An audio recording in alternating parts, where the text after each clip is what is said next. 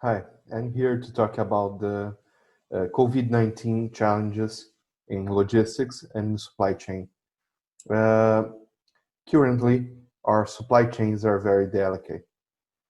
Just-in-time sourcing abroad, especially from Asia, uh, can create difficult, uh, difficulties for the logistics and especially um, some vulnerabilities that are exposed in situations like the one that we are living today.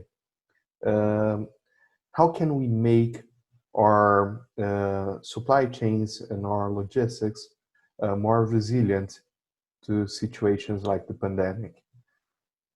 Well, the first thing we can do is to choose always more than one supplier for every raw material or component that we need for our operation. Uh, if these suppliers are located in different countries, that is even better. It will offer more protection from strikes, from natural disasters, trade wars, and so on. It's even better yet if at least one of the suppliers is a local supplier. This will protect you from variations in the currency exchange rate, reduce the greenhouse gas emissions related to transport, improve relations with the local community and union.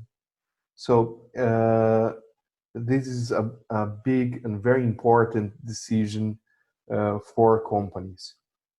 And I know uh, these suppliers can have different price points or different commercial conditions that can make it hard for us to work with them. So one of the things that we can do is to buy a bigger share from the supplier that offers the best commercial conditions and continue negotiating and buying small quantities from the other suppliers and continue to ask them to make improvements in quality, technology, in their commercial conditions, price, and so forth. Uh, it's always a hard work to improve this relationship with the suppliers. It's hard work to manage a large number of suppliers, but this is very important to offer alternatives for the company in case of an emergency, in case of a natural disaster, for example. So these will improve and pay off in terms of resilience to the company. Uh, Also, you have to remember that even small suppliers will not remain small forever. So at the beginning, they will need help to grow, to improve their technology and their quality, and to reach the same level as the big global players. But if you are patient enough, that will eventually pay out. Uh, Another thing that we can do to improve the resiliency of our companies is to use at least two different transportation modes for every shipment. So for every supplier or for every um, uh, customer. We can use sea and air, for example, road and air, or any other combination that works in your case. Uh, we can use the least expensive mode for all the regular shipments and use the alternative mode, the more expensive mode, just for express shipments in normal situations. If a disaster strike, then you will be able to find at least one option, at least one transportation mode that will continue to operate. For example, during the aftermath of the September 11th terrorist strike, terrorist attack, all air transportation was had to cease. So companies could only rely on road transportation and rail transportation to deliver their goods. Companies that relied exclusively on air transportation were left in a limbo. So it's important to always have two transportation modes and to operate with them regularly.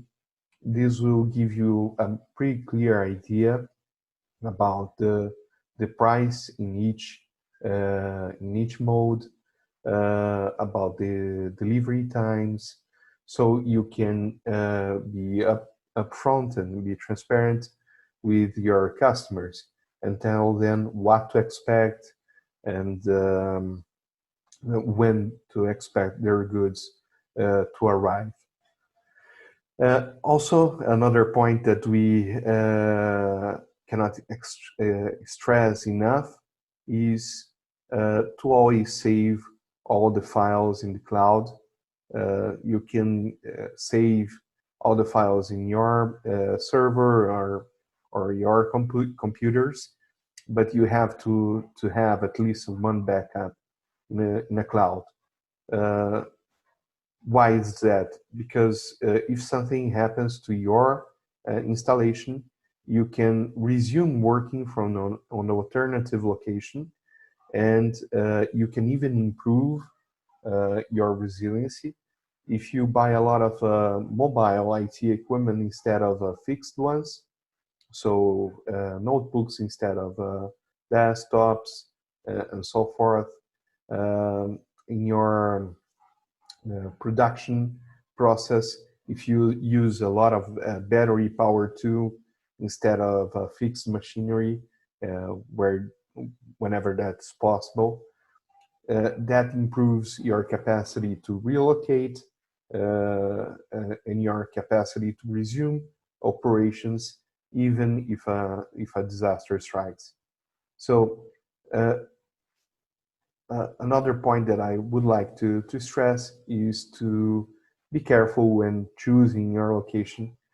If you have the opportunity to scout and to choose between different locations, try to find out the location that is not prone to flooding, for example.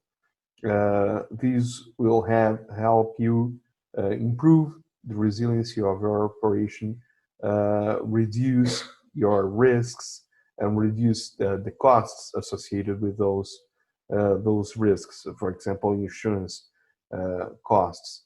So it's very important in our current world to think about all these issues and try to make smart choices to be as resilient as possible. Okay, that was all for today. Thank you guys. Bye.